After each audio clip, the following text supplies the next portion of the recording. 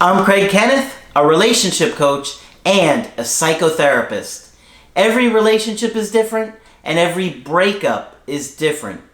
Work with me and you'll get professional help on your situation. And if you're in no contact, focused on personal growth, my workbook series, The Knowledge, will help you make changes like you've never made before.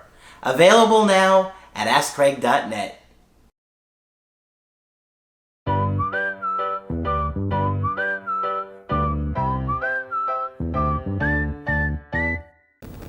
Hi there, I'm Coach Craig Kenneth. And I'm Coach Victoria. And in this video, we're going to talk to you about why you're still single. This is something a lot of single people would like to know. Yeah. And if you've been single for any amount of time, you start to see other relationships going on, new relationships forming, friends and family, coworkers, and you start to look at yourself and say, well, what's going on? Like, how come I'm not finding anybody? Is there something wrong with me? What's wrong with me? That seems to be the default. People always question if they're doing something wrong. They see themselves as the common denominator. And so it can be really hard to understand, why don't relationships work out for me? Why do they continually end too soon? Why don't I ever feel like I can create this romantic bond with someone? Yeah. So we're going to talk about that today. We're going to talk about some research on singleness. And we're going to explore some of the different reasons why you might be single yourself. So some of what we will talk about today is drawn from a super interesting study, if you are a nerd like me, by a researcher, Apostolou, probably butchering that name, and some of his fellow co-researchers. The study was done in 2020 and it surveyed hundreds of singles. So asking people this very question, why are you single? And it was interesting because he found two main categories that rated the highest. And those two categories were freedom and low capacity for courtship. So what do those two things mean? Freedom being the freedom to explore options, and low capacity meaning not knowing how to flirt, really not knowing how to start relationship, lacking in relationship skills, those types of things. Yeah, that happens a lot. And so with this research, he also found more specific reasons as to why people reported that they were single. And those reasons included poor flirting skills. Flirting is a skill, y'all. It really is a skill. Yeah. So that was one of the reasons. We did a video on flirting too. We did. The different types of flirting styles, right? Yeah. You could look that up. I'm glad you remember that. Yeah. That was also kind of a researchy one, but I think it's fun. I think it's fun that some people's jobs are to research flirting. I think that's great. Other reasons were freedom, which we talked about that category. Fear of getting hurt, which is a really important one. Having different priorities and being too picky. So those were some of the more specific reasons people reported. Interesting. Yeah. So other reasons that you might have guessed we would say, an avoidant attachment style. And I'm so glad that more and more information has been coming out in the last 3 to 4 years about it, because when we initially launched the channel, it wasn't talked about at all. But the more that you understand these things, the more you're going to understand how to pick a good partner and understand each other better. So one of the biggest issues with somebody who is avoidant is the fear of commitment. It's overwhelming. And I was just doing an email coaching a little while ago that all it took was this woman saying one thing and the guy completely shut down. And it was involving commitment. He stopped talking to her. They had been talking and dating for years. Wow. Stopped talking to her. I think he had even blocked her, didn't refuse to message her back. It was a lot. And all it was is basically telling him that she kind of wanted a life together along those lines. Wow. Yeah. So she's like, I know we've been together for over a decade, but I think maybe we should put a label on this. He's like, wow, this is way too soon. I can't be talking about this now or ever. So, when you're looking at attachment styles, of course, it's not a rigid thing. It's not like one person and everybody is the same level of avoidant. You kind of want to look at it like a scale. Okay, so people will fall in like a range, and they tend to move based on how they're feeling and what's going on in their life. But when you don't get your needs met, your emotional needs met in your childhood, you have a very difficult time trusting other people, okay? And committing to other people, because, you know, you grow up in a situation where relationships don't feel safe. They don't feel good. They're overwhelming or scary or negative, or, you know, there's, you know, so many different things that could be happening in your childhood based on what's going on with your caregivers. So sometimes avoidants have unrealistic standards and fantasize about a perfect partner. And sometimes they say things like, relationships are supposed to be easy. They're supposed to be easy. You should know. You should know what I need. Yeah. And this really is a distortion that happens very early on in someone's brain. Because imagine time after time again, you are getting disappointed. And we have this ideal of a romantic relationship. All humans are wired for connection, even avoidance. So when they start to think about this romantic connection and what it could be, because they don't have a healthy model for it, they start to, you know, idealize it and make it almost this perfect, unattainable thing. And so part of why some people are single is because they are waiting for perfect. They are waiting for that person who's never going to aggravate them, that person that they don't have to compromise for because they just agree with everything. And it's because they don't have that healthy understanding that people are naturally flawed, and, you know, working with people can be messy sometimes. Yeah, and don't have any needs either. Exactly. Okay, right. Yeah. And another big thing is that they value their independence. Some people don't like the idea of other people dictating how they spend their time or who they're spending their time with. And maybe they just want to spend 3 days a week with you instead of 7 days a week like you want. Exactly. And this touches back on that freedom category.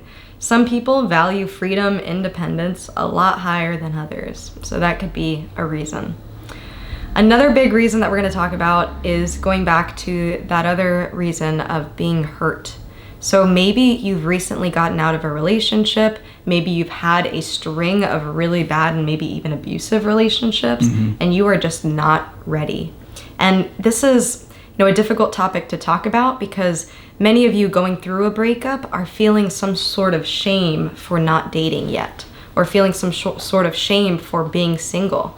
You know, and we just want to say, we talk so much on this channel about process. Things take time. It's true. And being single is not one of those things that, you know, you need to be ashamed about. It's normal, and people's healing processes are all very different and unique. And so with all that being said, you know, a bad experience can deter you from getting into another relationship in conscious ways or in unconscious ways too.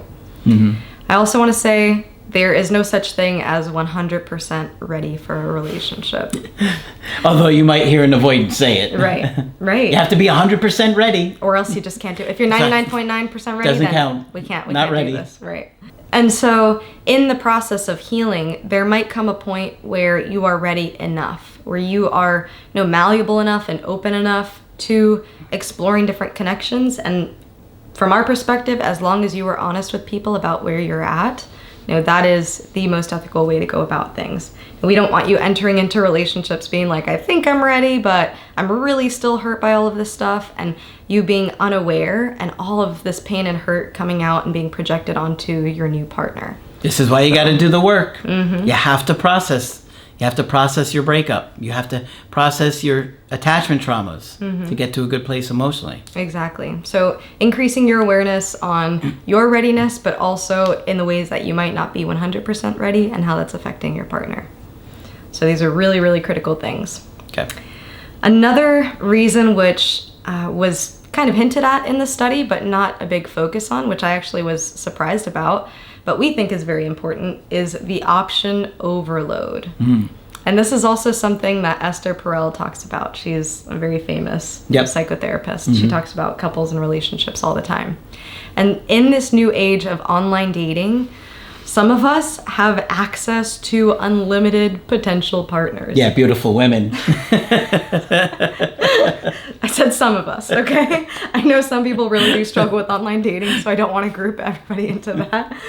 But, you can set your location internationally now. There's so many different things that you can do to meet people across the world. There's even shows about this where people are meeting people, who live in completely different continents and are making relationship work. Yeah. So it's really wild the amount of options we have now comparatively to the options that we had maybe even 3 decades ago or so. Oh yeah. And I think I heard her talking about this too, where she was saying something like anything over like 5 options is just too overwhelming for a person. Yeah, and it can cause us to just feel overwhelmed and not look at each individual option for what it is. And when we are bombarded with all these options, it can get us into the mentality of finding the next best thing.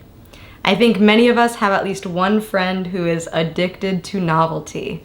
They like somebody new and exciting, and they're addicted to that feeling. Yeah. And nowadays, that is so easy to attain, or a lot easier than it was before. So this can be a reason as to why you're still single. You might be in search of the grass being greener somewhere else, and not really taking the time to get to know someone and know them on that deeper level. Absolutely. And I also want to say, just a warning, for those of you who do find yourself constantly seeking novelty, that pursuit might be keeping you from the deeper connections. Yeah, absolutely. Yeah, that's a great point. Some of you struggle with the social skills or might be in a situation where you're more isolated and have less access to different people. Like if you live in a small community, smaller town, smaller city. Actually, when I talk to everybody that we do a call with, I always say, where are you from? Sometimes it actually tells me right about the situation right off the bat. If you live in New York City as opposed to living in some town in the middle of Ohio, there's a big difference with dating and relationships. So that does play a part into a situation. And it's not easy for many people to approach people or meet new people. It takes skill, it takes overcoming anxiety and the fear of rejection to be able to interact with people and form connections that can lead to something more meaningful. So you want to always look at your ability to relate with people, approach them, feel comfortable, not going up to them, freaking them out. Hi, would you like to date? What? Yeah, and these things do take time and practice. And, we say this a lot, but a lot of this stuff isn't taught in schools. Social skills, we learn socially a lot of the times. Nobody really sits with us and says, these are some socially acceptable ways to approach people, unless you're in something specialized like therapy. Yeah. So consider that. How are you with relating? I think that's a really great point. I am a huge proponent for curiosity and just coming from a genuine, curious place. And I think that makes a world of difference with meeting anybody, because you could find somebody attractive, go over to them, approach them, start talking with them, and find out, well, you're not really attracted to that personality, or they're not very warm or friendly or whatever. Don't put people on a pedestal just because you find them attractive. You got to make sure that you feel a genuine connection, and you can find that out just by being curious and getting to know them. Right. And I'll also say, don't disregard people just because that initial attraction isn't 1,000%.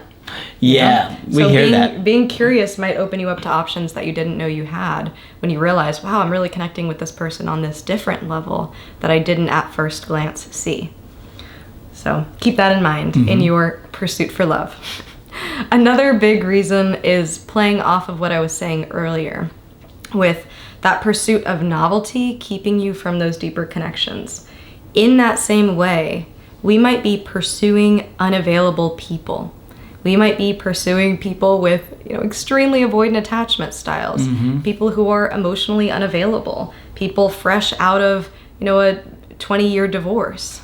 So consider these things when dating too. Who am I pursuing? And think about the pursuit itself. That is your time, that is your energy, that is your efforts. Sometimes for some of you, it's your money too, going out on dates and, investing in this other person. Yeah.